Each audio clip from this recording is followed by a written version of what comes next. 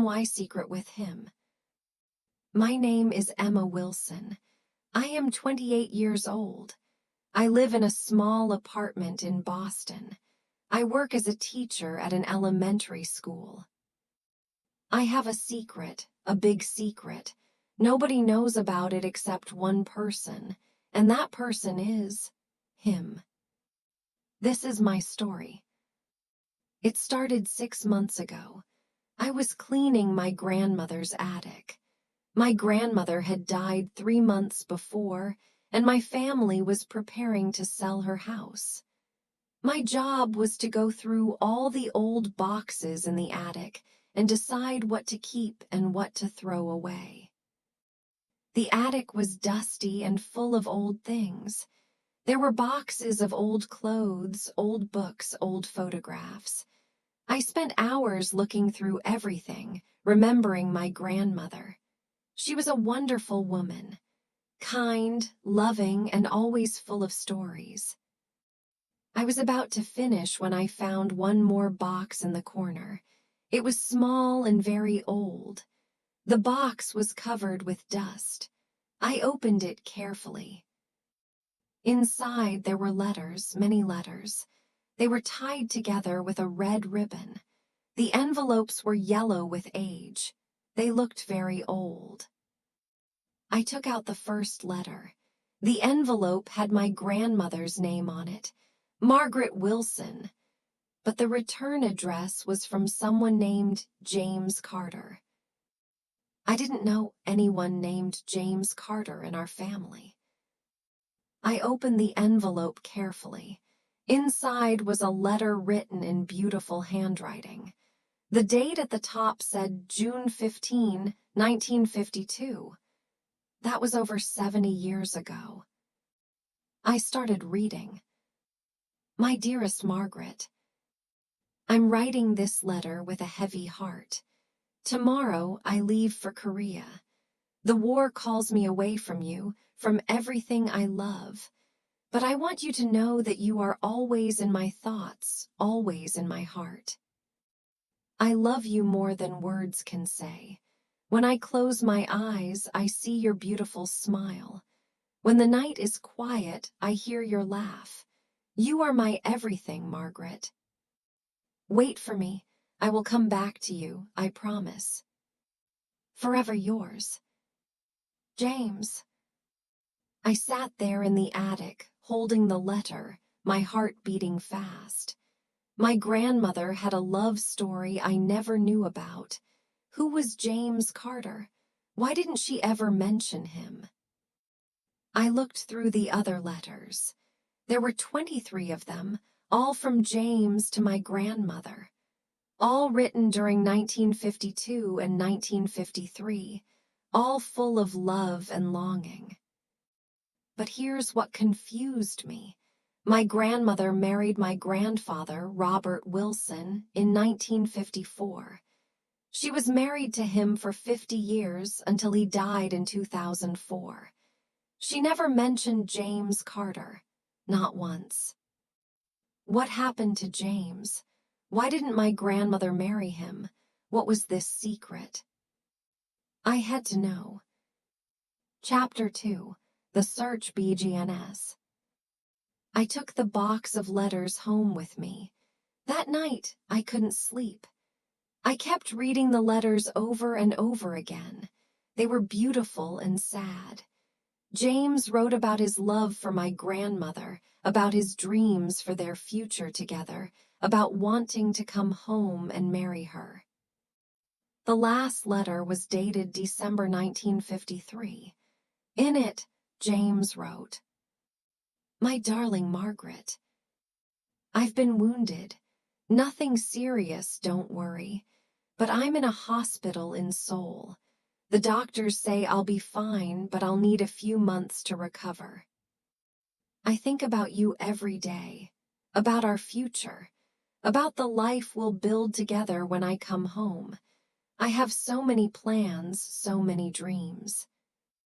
Wait for me, my love. Just a few more months and I'll be home, and then nothing will ever separate us again. All my love. James. But after that letter, there was nothing. No more letters. And in 1954, my grandmother married my grandfather. Something happened. Something that made my grandmother choose to marry someone else. But what? I decided to find out. The next day, I started my search. I looked up James Carter online. There were thousands of James Carters. I tried adding Korean War to the search. Still too many results. Then I had an idea. I went back to the letters and looked at the return addresses.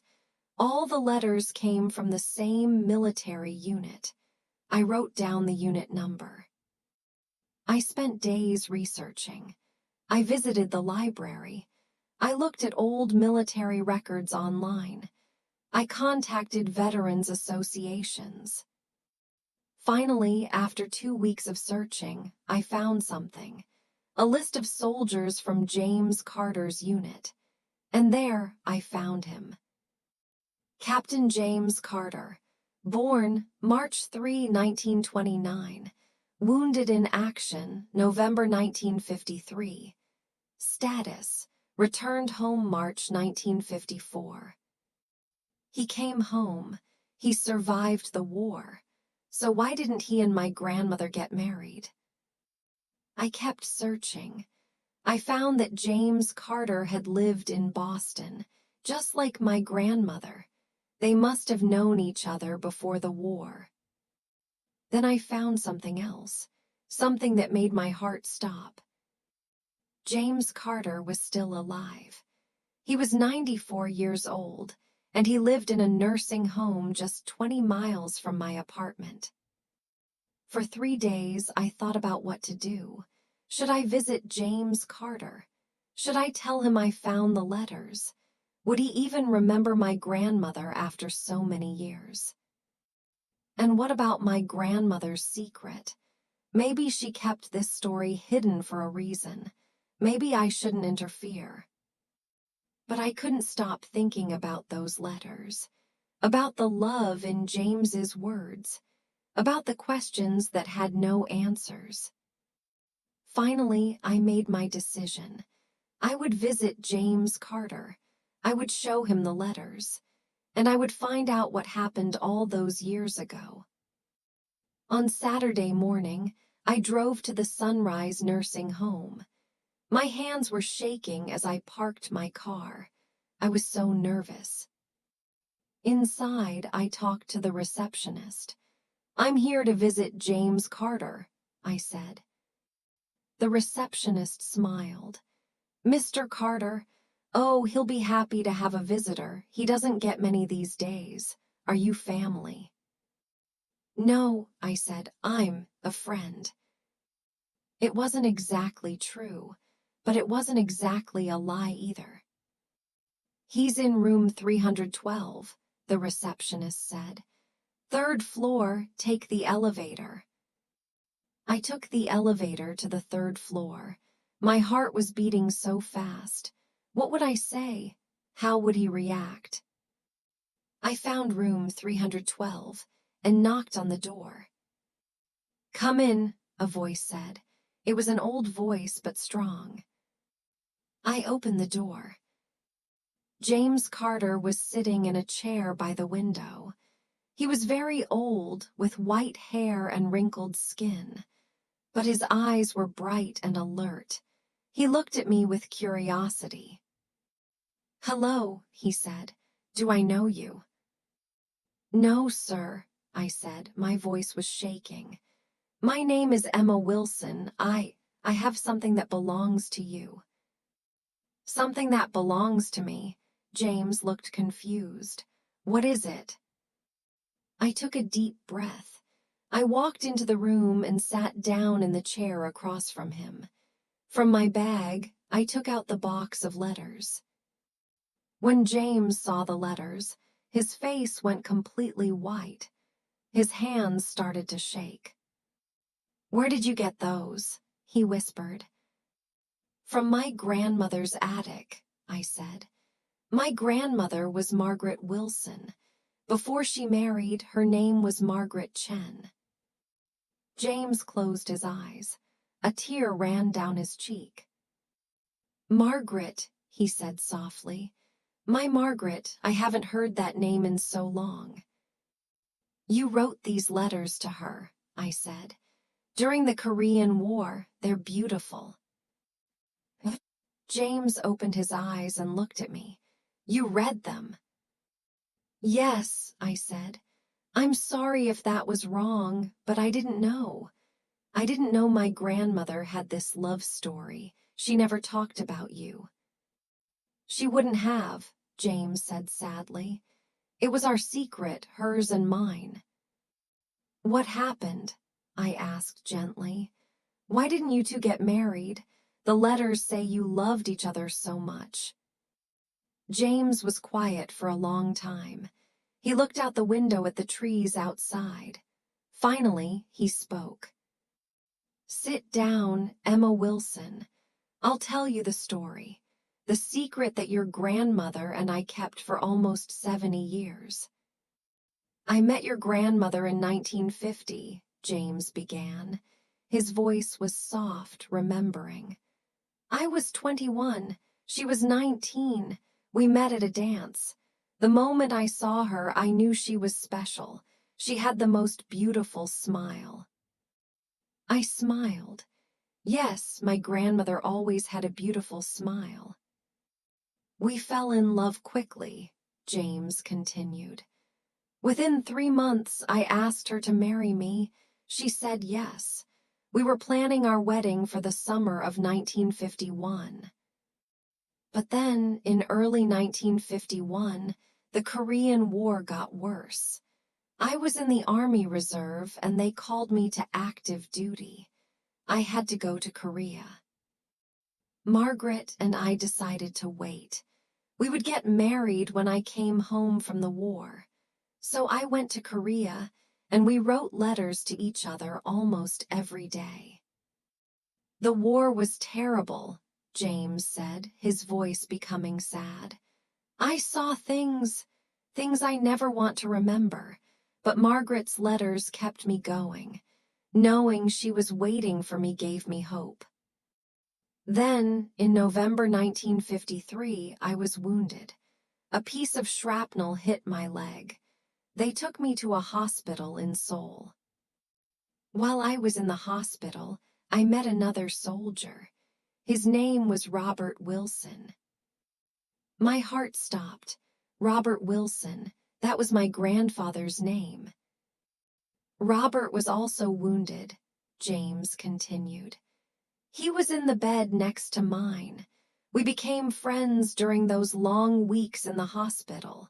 We talked about everything, our families, our homes, our dreams for the future.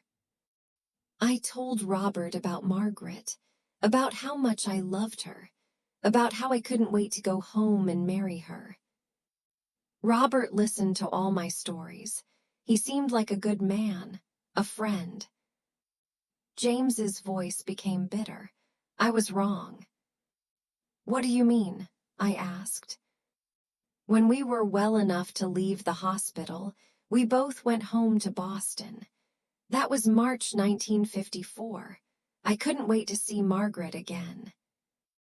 But when I got home and went to Margaret's house, her mother told me Margaret wasn't there. She said Margaret had gone to visit a friend in New York and would be back in a week. So I waited, but that week felt like forever. James paused. He wiped his eyes. Finally, Margaret came home. I went to see her, but something was wrong. She looked different, sad, scared. She told me we needed to talk. We went for a walk in the park, the same park where I had proposed to her 3 years earlier. And then Margaret told me the truth. Chapter 5, The Truth. Margaret told me that while I was in the hospital in Korea, she received a letter, James said. But the letter wasn't from me. It was from Robert Wilson. Robert wrote to Margaret and told her that I had been killed in action. He said that I had asked him, before I died, to write to her and tell her how much I loved her. He said I wanted her to move on and be happy. I gasped, "But you weren't dead." "No, I wasn't," James said. "Robert lied. He made up the whole story." "But why?" I asked. "Why would he do that?" "Because he wanted Margaret for himself," James said. "You see, I had shown Robert a photograph of Margaret. I had talked about her so much. And Robert fell in love with that photograph, with the idea of Margaret. So when we both came home, Robert got to Boston a few days before I did. He went to Margaret's house. He told her he had been my friend in Korea. He told her I was dead. He showed her my letters that I had written to her. Somehow, he had stolen some of them. Margaret believed him. Why wouldn't she? She had no reason to think a soldier would lie about such a thing. And Robert was kind to her. He comforted her. He was there while she was grieving for me. And slowly, over those few weeks, Margaret started to develop feelings for him. When I came home and went to see her, she was confused and shocked. I was alive, but she had already started falling for Robert. "What did you do?" I asked. "I was angry," James said. "So angry, I confronted Robert. We had a terrible fight. I told him I would tell Margaret the truth, that he had lied, that he had stolen me from her. But then Robert said something that changed everything." James paused again. This part of the story was clearly hard for him. "Robert said that if I told Margaret the truth, it would break her. She had already grieved for me once. Making her relive that pain would be cruel. And now she had feelings for him. If I told her the truth, I would destroy those feelings. I would make her feel guilty and confused." Robert said, "If you really love her, you'll let her go. You'll let her be happy, even if it's not with you." And I realized he was right. "I loved Margaret so much," James said. Tears were running down his face now.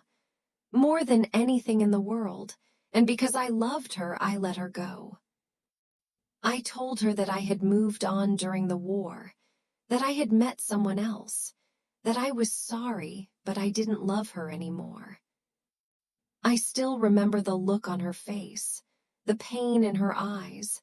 It killed me to hurt her like that, but I thought I was doing the right thing. Margaret cried.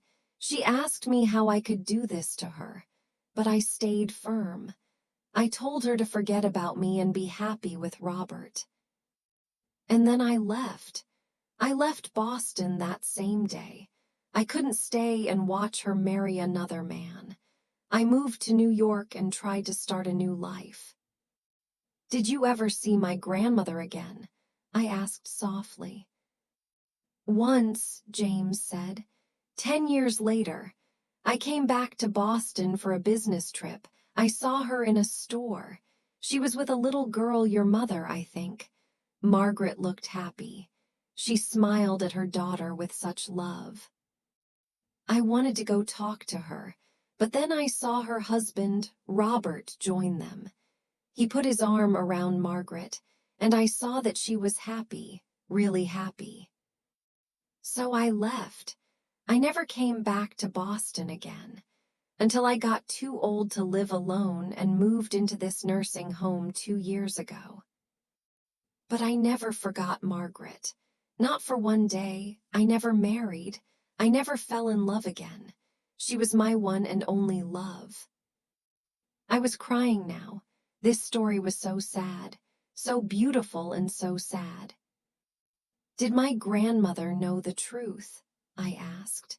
"Did she ever find out that Robert lied?" "I don't know," James said. "Maybe she figured it out later. Maybe Robert confessed. Or maybe she lived her whole life believing that I just stopped loving her. I hope she was happy, James said. That's all I ever wanted, for her to be happy. I sat there for a long time, just thinking about everything James had told me. This secret, this sacrifice. My grandmother and James had carried this for their whole lives. Then I remembered something important. Mr. Carter, I said, I have to tell you something about my grandmother. What is it? James asked. She kept your letters, I said. All of them. For 70 years, she never threw them away. She tied them with a red ribbon and kept them in a special box. James's eyes widened. She kept them. Yes, I said. And there's more. My grandmother wrote something. I found it with the letters. I took out a piece of paper from my bag. It was an old piece of paper in my grandmother's handwriting. I had found it at the bottom of the box, underneath all the letters. I read it out loud. To whoever finds these letters.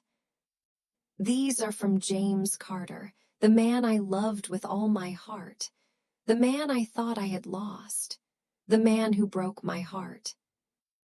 I married Robert Wilson.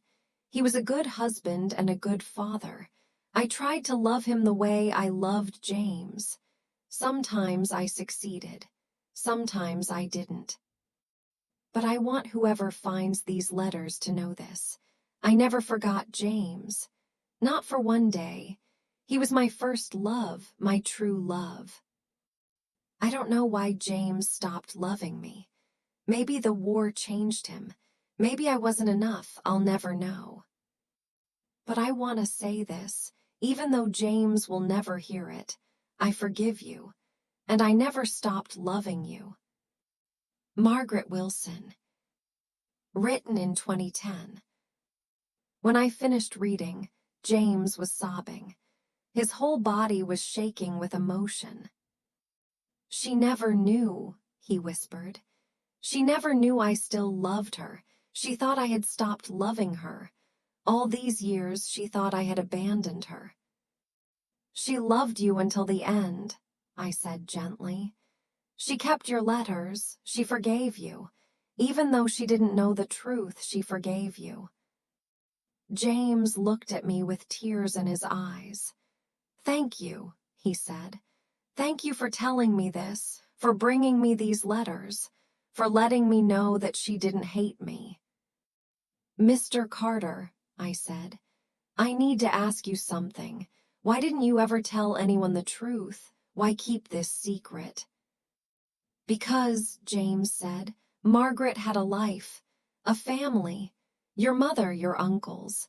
If I had told the truth, it would have destroyed all of that. It would have made Margaret question everything, her marriage, her choices. It would have hurt too many people. So I kept the secret, and I think Margaret kept the secret too. She never told anyone about me, did she? No, I said.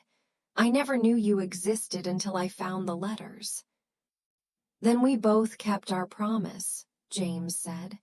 We kept our secret. We protected the people we loved. I visited James many times after that first day. Every week, I would drive to the nursing home and sit with him. We would talk about my grandmother, about the past, about his life. James told me stories about my grandmother when she was young, about their dates, their dreams, their love. It was beautiful to hear these stories about a side of my grandmother I never knew. And slowly, James and I became friends. More than friends, we became family. He was like a grandfather to me. The grandfather I never had, since my real grandfather died before I was born. But I had a problem, a moral dilemma. Should I tell my family about James? Should I reveal this secret? My mother had a right to know, didn't she? This was her mother's story. This was part of our family history. But James had asked me not to tell anyone. "Please," he said, "let the past stay in the past. Your mother doesn't need to know that her father stole her mother from another man. It would only cause pain." I understood his point, but I also felt wrong keeping this secret. I thought about it for weeks. I talked to my best friend Lisa about it without using real names. She said, "Sometimes secrets are kept for a reason. Sometimes the truth causes more harm than good." But I also talked to my boyfriend, Mark. He said, "The truth is always better than a lie. Your family deserves to know." Who was right? I didn't know. Finally, I made my decision. I would tell my mother the truth, but I would do it carefully, gently. I wrote my mother a long letter. In it, I told her everything, about finding the letters, about meeting James, about the whole story. I explained that James was a good man who had made a sacrifice for love. I explained that my grandfather, Robert, had made a mistake, but had spent his life trying to make up for it by being a good husband and father. I told my mother that I had kept this secret for 3 months, but I felt she had a right to know the truth about her mother's past. I mailed the letter on a Monday. 3 days later, my phone rang. "Emma," my mother said, her voice sounded strange. "I got your letter." "Mom," I said nervously, "I'm sorry if this upsets you, I just thought." "I want to meet him," my mother interrupted. "I want to meet James Carter." I was surprised. "You do?" "Yes," my mother said. "This man loved my mother. He sacrificed his happiness for hers. I want to meet him. I want to thank him." "Mom, are you angry about what Grandfather Robert did?" My mother was quiet for a moment. "I don't know how I feel yet," she said honestly. "It's a lot to process. My father, the man I knew as my father, lied. He stole, but he also loved my mother. He loved me. He was a good father." "People are complicated, Emma. They make mistakes, but they can also change. They can be better."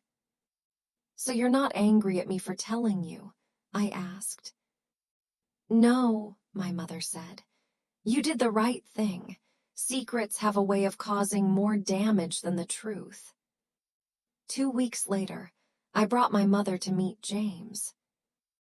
James was nervous. I had told him my mother was coming, and he spent days worrying about what to say to her. "What if she hates me?" he asked. "What if she blames me?"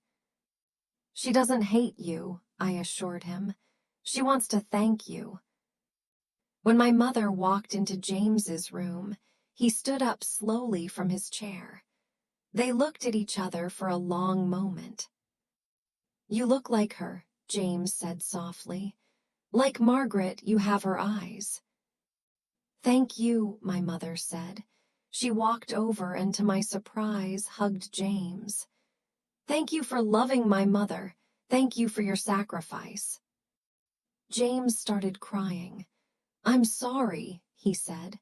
"I'm sorry for everything that happened." "You have nothing to apologize for," my mother said. "You did what you thought was right. You let my mother go so she could be happy. That's real love." They talked for hours. My mother asked James questions about her mother's youth, about their love story. James showed my mother old photographs he still had of her mother. It was beautiful to watch, to see this connection forming between them. As we were leaving, James said something that surprised me. "Emma, I need to tell you something I haven't told anyone." "What is it?" I asked. "I've been sick," James said. The doctors say I only have a few months left. Maybe less. My heart sank. Mr. Carter. No, no, James said, smiling. Don't be sad. I'm 94 years old. I've lived a long life. And now, because of you, I got to know the truth. I got to know that Margaret never stopped loving me. I got to meet her daughter. You've given me the greatest gift, Emma. You've given me peace. Now I can die knowing that Margaret forgave me, that she loved me until the end. James Carter died 6 weeks later. It was peaceful. He went asleep one night and just didn't wake up. I was there when he died. My mother was there too. We held his hands and said goodbye. In his will, James left me something, a letter, and he asked me to read it only after his death. The day after his funeral, I opened the letter. My hands were shaking. Dear Emma, if you're reading this, then I'm gone, but I'm at peace thanks to you.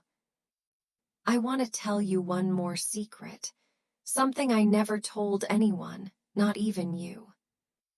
When I left Boston after Margaret chose Robert, I didn't just move to New York. I went to see Robert first. I confronted him one last time. I told Robert that I was leaving, but I made him promise something. I made him promise that he would spend the rest of his life making Margaret happy, that he would be the husband she deserved, that he would never tell her the truth about what he did. And I told him that if he ever hurt Margaret, if he ever made her unhappy, I would come back and expose everything. Robert agreed. He cried and apologized. He said he knew what he did was wrong, but he loved Margaret so much. He promised he would spend his life making it right. And from what I know, he kept that promise. He was a good husband to Margaret, a good father to your mother. He loved them and protected them. So yes, Robert did a terrible thing. He lied. He stole. But he also spent 50 years making up for it. And in the end, maybe that's what matters. Emma, you asked me once why I kept this secret. This is the full answer. I kept it because everyone deserves a chance at happiness. Margaret, Robert, their children, even me. The secret protected all of us. It allowed Margaret to have a good life. It allowed Robert to become a better man. And it allowed me to love Margaret from a distance, knowing she was happy. Now you carry this secret. What you do with it is up to you. But remember, some secrets are kept because they protect love. Thank you for everything, Emma. You brought light into my final days. With love, James Carter. I read the letter 3 times, and I understood. James was right. This secret, our secret, had protected people. It had allowed my grandmother to have a happy life. It had allowed my grandfather to redeem himself. It had allowed James to love from afar. And now it allowed me to understand that love is complicated, that people make mistakes, but they can also sacrifice, change, and grow. Today, I still keep James's letters in a safe place. I read them sometimes when I want to remember what true love looks like. My mother knows the story now. She's made peace with it. She says she's grateful to both men, to Robert, who raised her with love, and to James, who loved her mother enough to let her go. But we haven't told anyone else in the family. That's our decision, to keep this secret between us, to protect the memory of my grandmother and both men who loved her. Sometimes people ask me if I believe in true love, and I say yes. Yes, I do. Because I've seen it. I've read it in letters 70 years old. I've heard it in an old man's voice as he remembered a love that never died. True love isn't always about being together. Sometimes true love is about sacrifice, about letting go, about wanting someone to be happy even if it's not with you. This is my secret with him, with James Carter, the man who loved my grandmother so much that he gave her up, the man who kept a secret for 70 years to protect her happiness. And now, as I keep this secret, I understand what love really means. It means putting someone else's happiness before your own. It means sacrificing what you want for what they need. It means loving them, always, even from far away. This is my secret with him, and I'll keep it forever.